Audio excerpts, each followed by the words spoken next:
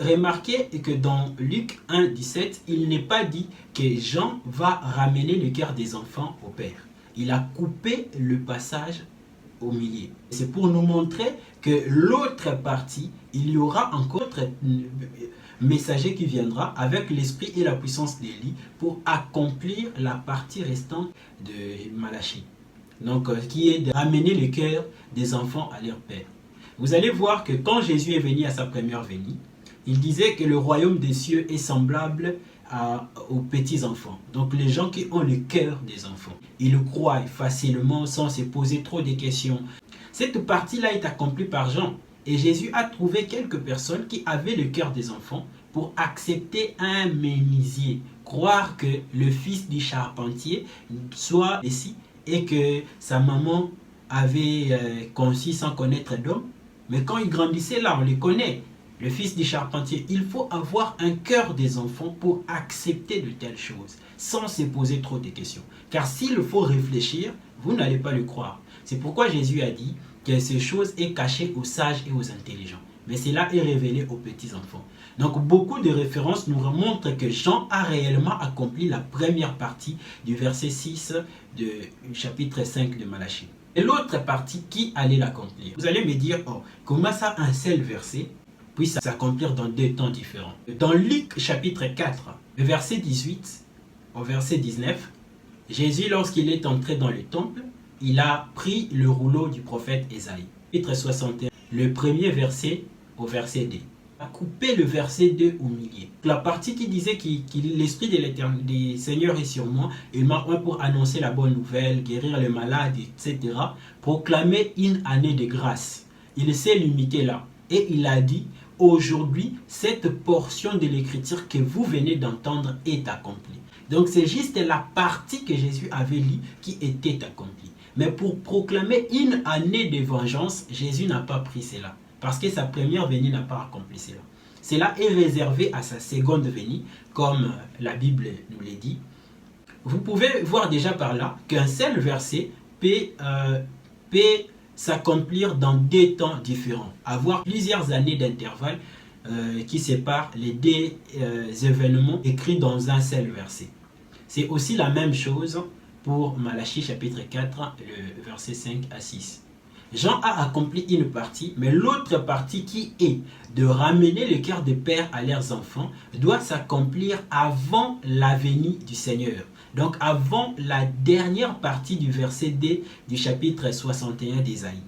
Donc c'est vers ces temps-là que s'accomplira aussi la partie restante du verset 6 du chapitre 4 de Malachie. Marc 9, le verset 12, Jésus dit qu'il est vrai qu'Élie viendra premièrement et rétablira toutes choses. Il parle de ça au futur. Élie viendra premièrement et rétablira toutes choses. Avant la venue du Seigneur, Élie doit venir premièrement et rétablir toutes choses. Vous allez dire, dans le verset qui suit, Jésus a aussi dit que Jean était l'Élie qui devait venir. Remarquez d'abord, au verset 12, il met cela au futur. Il viendra. Il n'a pas dit était venu, mais il viendra premièrement et rétablira toutes choses. Et il nous a encore montré que Jean était aussi l'Élie qui devait venir.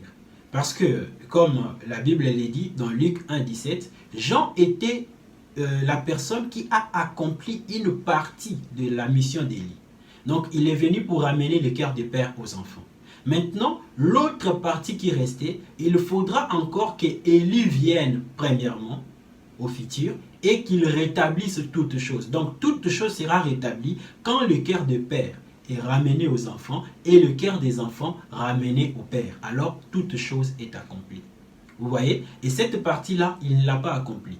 Pour preuve, si c'était Jean qui était le lit qui devait venir et rétablir toutes choses, alors nous devrions dire que Jean avait déjà tout rétabli. Avant Jésus, tout a été rétabli.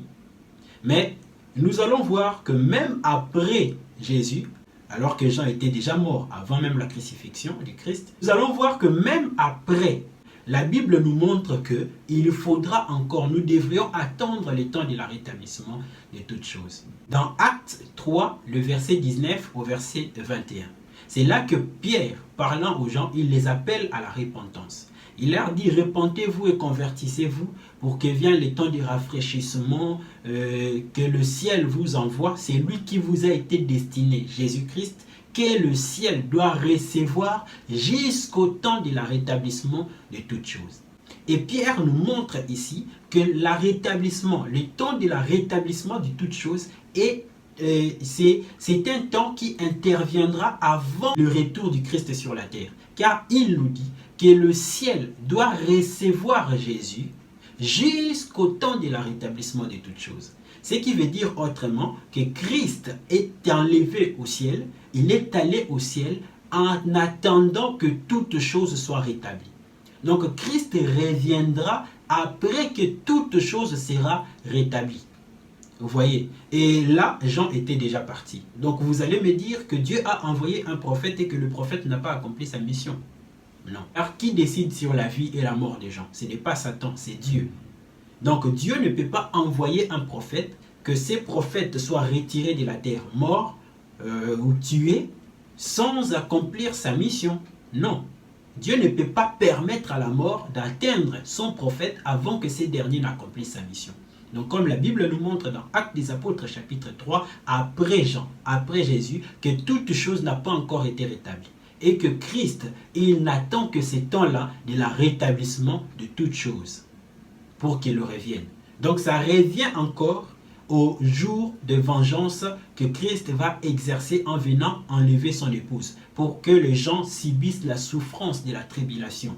Il va les abandonner. Donc ceux qui ont cru à ces messages-là d'Élie, le prophète qui viendra pour rétablir toutes choses, les gens qui accepteront cela seront épargnés du jugement de la grande tribulation. Mais ceux qui vont rejeter, ils seront punis par le jugement de la grande tribulation.